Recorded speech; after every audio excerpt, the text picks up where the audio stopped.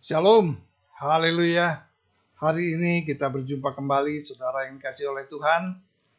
Hari ini saya akan membahas tema tentang bagaimana kita untuk bisa dipimpin bersama-sama dengan Allah. Ya, hidup di dalam roh. Nah, banyak sekali anak-anak Tuhan yang memang mengalami kesulitan untuk dipimpin bersama-sama dengan Allah. Kita akan sama-sama nanti membaca firman Tuhan, bagaimana kita seharusnya hidup oleh roh, bukan hidup di dalam daging kita.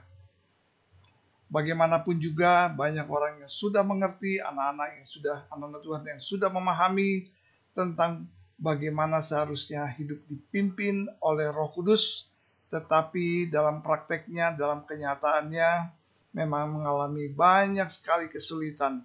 Oleh karena itu saya akan mencoba hari ini kita akan membahas tentang dipimpin bersama-sama dengan Allah.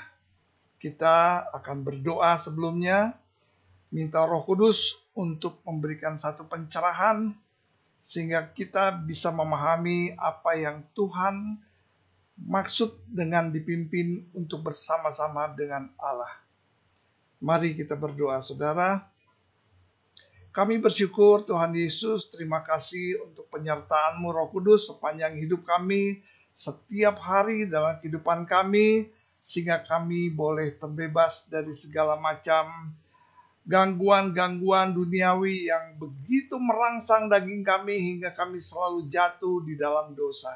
Tuhan, ampuni, suci kuduskan hati pikiran kami, terlebih supaya kami layak ada di hadapan-Mu dan kami boleh menerima firman-Mu, firman yang hidup, dan firman-Mu boleh kami terima dalam kehidupan kami dan kami memahami dan kami lakukan di dalam kehidupan kami. Terima kasih Bapa, berkati Tuhan, berkati setiap yang mendengarkan firman-Mu hari ini, berkati hamba-Mu, biarlah pengurapan-Mu turun atas kami semuanya, sehingga kami mampu untuk mencerna apa yang mau Tuhan sampaikan bagi setiap kami.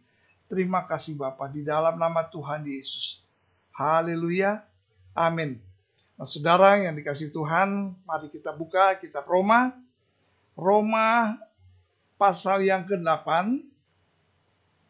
ayat 1 sampai dengan ayat yang ke-17. Sebaiknya saya bacakan semua ya, supaya kita lebih memahaminya. Ini perikopnya tentang hidup oleh roh. Saudara,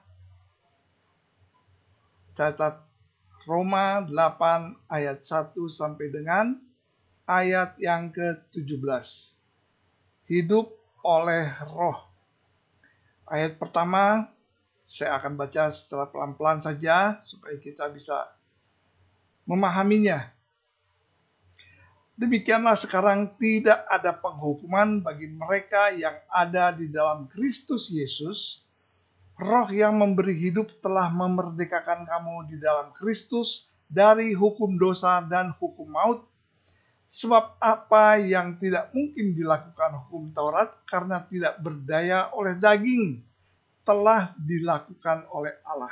Dengan jalan mengutus anaknya sendiri dalam daging yang serupa dengan daging yang dikuasai dosa karena dosa.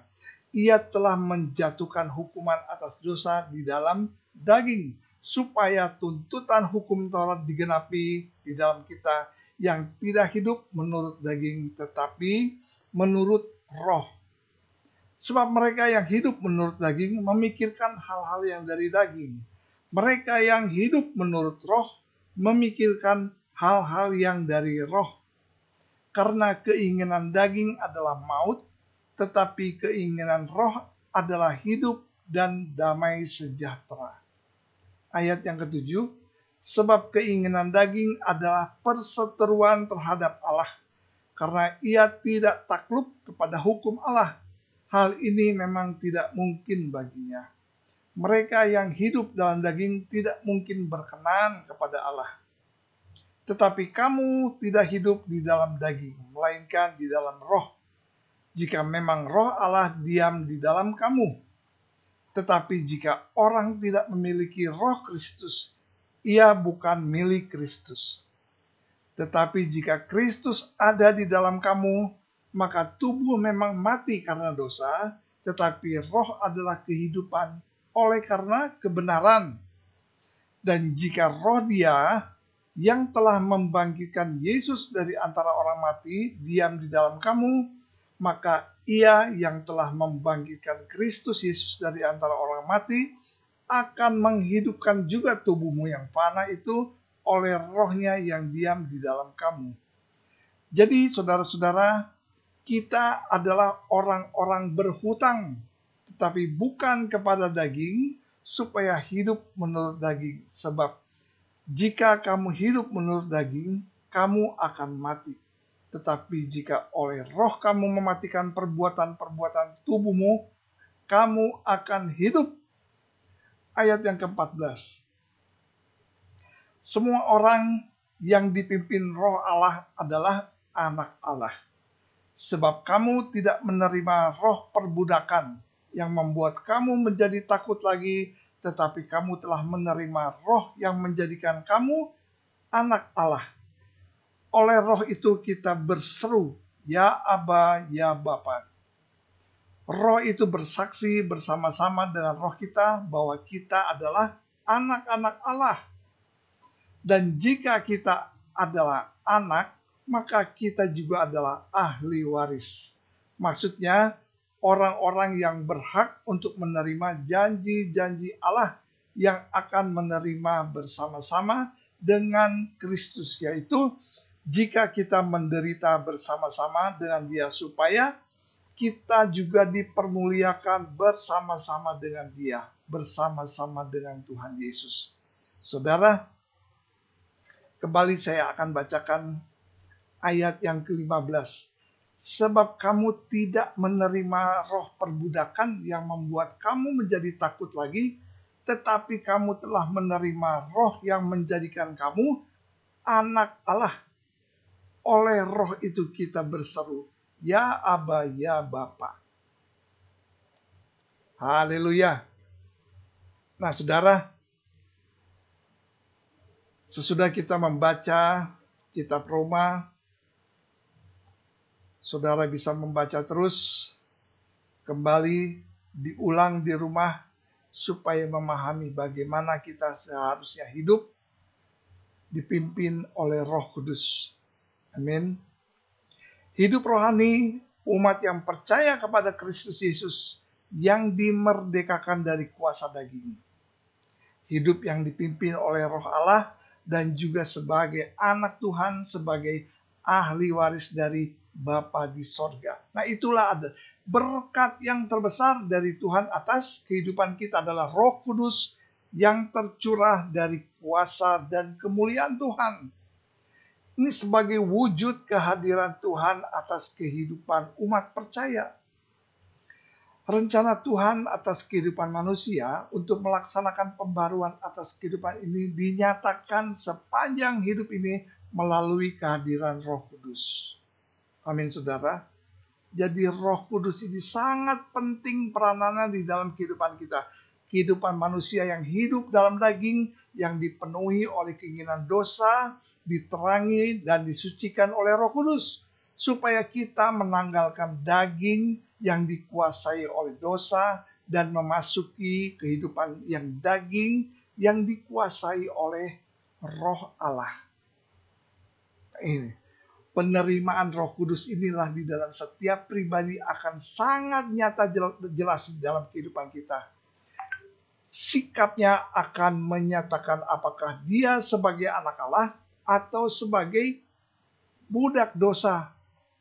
Dari sikapnya akan terlihat sangat jelas apakah dia sedang menuju pada satu kehidupan atau kepada satu kebinasaan. Saudara, kita sudah dipimpin untuk bersama dengan Allah. Inilah kehadiran Roh Kudus di dalam kehidupan kita. Bersama dengan janji-janji Allah, bersama dengan Allah dalam setiap pergumulan, di dalam setiap kesulitan, bersama dengan Tuhan di dalam kemuliaannya. Saudara, ini memang bukan hal yang mudah untuk kita menanggalkan kedagingan kita. Sebab tawaran dunia itu begitu derasnya. Daging kita lemah. Tapi kalau kita mau memberikan diri kita, hidup kita dipimpin oleh Roh Kudus, Tuhan akan berikan kita kemampuan. Tuhan akan memberikan kita kekuatan. Nah, hidup bersama dengan Allah tentunya mempunyai tantangan-tantangannya sendiri, ya kan? Sebab kita masih hidup di dalam daging, saudara. Ya, seperti yang tadi saya bilang, kalau kita hidup di dalam daging ini, kita masih hidup di dalam dunia ini, tantangannya luar biasa. Sangat berat, sulit sekali, tetapi kita mau merelakan hidup kita dipimpin oleh Roh Kudus, maka Tuhan akan memberikan kekuatan kepada kita, memberikan kesanggupan kepada kita untuk kita selalu ada di dalam pimpinan Roh Kudus. Walau demikian, tantangan bukanlah halangan, tetapi ini menjadi suatu motivasi. Semua tergantung keputusan kita. Amin. Semuanya itu semua tergantung kepada keputusan kita. Kita mau bersama-sama dengan Tuhan atau mau tetap menjadi budak keinginan dunia ini. Semua akhirnya kembali kepada diri kita masing-masing, saudara. Banyak anak-anak Tuhan yang memang sebetulnya sudah memahami hal ini. Tetapi sulit sekali untuk mengatasinya. Karena apa? Tantangannya ini memang berat sekali. Ya kan? Seperti yang saya bilang tadi, kalau kita mau menyerahkan hidup kita kepada Tuhan, kepada pimpinan Roh Kudus, Tuhan yang akan memberikan kekuatan, kemampuan untuk kita berada tetap di dalam pimpinan Roh Kudus. Bersama Tuhan bukanlah berat. Maksudnya kita harus menderita, tidak, saudara. Kita menderita pada waktu kita melihat dari sisi duniawi. Dari sisi duniawi, ya, kita akan menderita. Karena banyak sekali yang harus kita banyak sekali yang harus kita tanggalkan. Semua keinginan daging yang menyenangkan diri kita, yang sangat tidak Tuhan sukai, tetapi itu sangat kita sukai. Nah, itulah sebetulnya yang menjadi tantangan. Tapi kalau kita mau memberikan diri kita sepenuhnya dipimpin oleh Roh Kudus, dan kita mau rela untuk dipimpin, maka kita tidak lagi menjadi budak dosa, saudara. Amin. Tapi kalau kita mengacu pada ayat ini, kita akan melihat sungguh berlimpah sukacita yang dapat kita rasakan kalau kita hidup bersama-sama dengan Tuhan. Roh Kudus yang dicurahkan bagi umat percaya adalah untuk kebaikan dan kehidupan. Bukan untuk satu hal yang buruk, tidak. Tuhan tidak menghendaki kita menderita.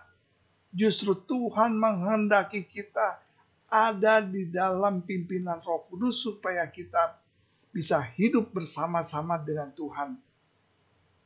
Kita akan hidup di dalam pimpinan Roh Kudus. Suatu kuasa yang berasal dari sorga untuk menyempurnakan kehidupan kita menjalani kehidupan.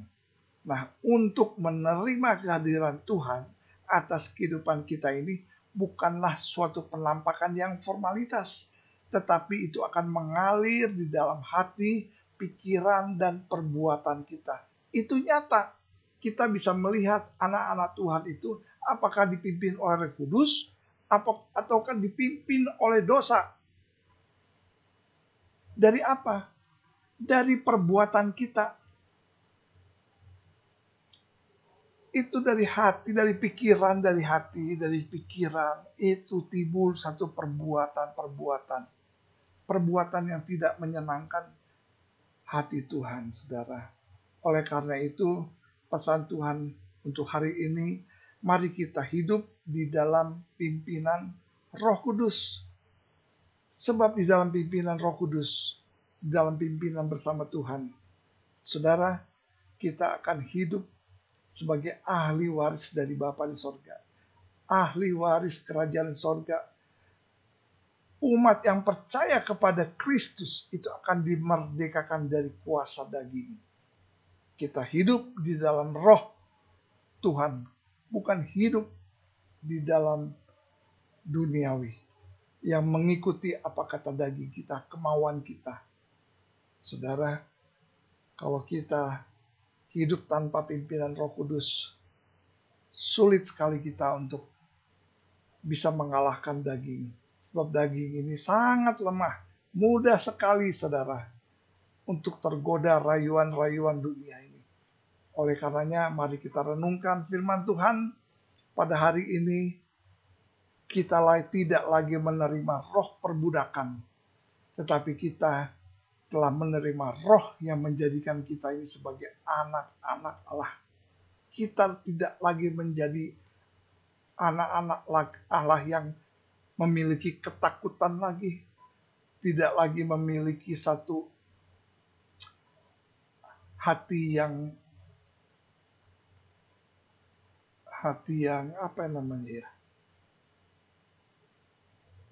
khawatir akan kehidupan. Kita serahkan semuanya kepada Roh Kudus. Kita serahkan hidup kita dipimpin oleh Roh Kudus, maka Roh Kudus yang akan memimpin hidup kita. Saudara, memang ini butuh satu perjuangan, butuh satu keberanian untuk kita menerima dipimpin oleh Roh Kudus. Memang ada konsekuensinya. Konsekuensinya yaitu kita harus menanggalkan kedagingan kita. Saya sudah bilang tadi, ini untuk kita semua, bukan hal yang mudah. Tetapi kalau kita mau, kita rela untuk dipimpin Roh Kudus, maka Tuhan akan berjanji untuk kita tidak akan menjadi takut lagi. Bahkan Tuhan akan menjadikan kita semua anak-anak Allah yang dimerdekakan dari kuasa daging. Bahkan kita menjadi ahli waris dari Bapa di sorga. Amin saudara. Puji Tuhan. Firman Tuhan yang singkat ini, saya percaya kita akan renungkan dalam hidup kita.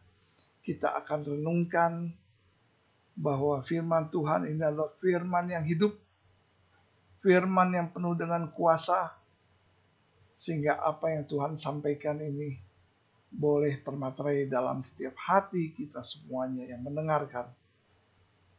Tuhan Yesus memberkati. Mari kita berdoa bersama-sama. Kembali kami bersyukur Tuhan untuk firman-Mu pada hari ini. Firman-Mu yang singkat tapi jelas bahwa kami Tuhan mau dipimpin oleh Roh Kudus dalam kehidupan kami, walaupun itu adalah hal yang bukan mudah. Tapi kami tahu Tuhan, Engkau memberikan kesanggupan. Engkau memberikan kekuatan kepada kami sehingga kami boleh dipimpin oleh Roh Kudus. Terima kasih Bapa. Terima kasih untuk firman-Mu. Firman-Mu boleh rema dalam kehidupan kami dan kami memahaminya. Biarlah kami senantiasa dipimpin oleh Roh Kudus. Hari lepas hari. Kami bukan lagi menjadi budak dunia ini ya Tuhan. Tetapi kami sudah dimerdekakan dari kuasa daging. Terima kasih di dalam nama Tuhan Yesus. Kami sudah berdoa mengucap syukur. Haleluya. Amin.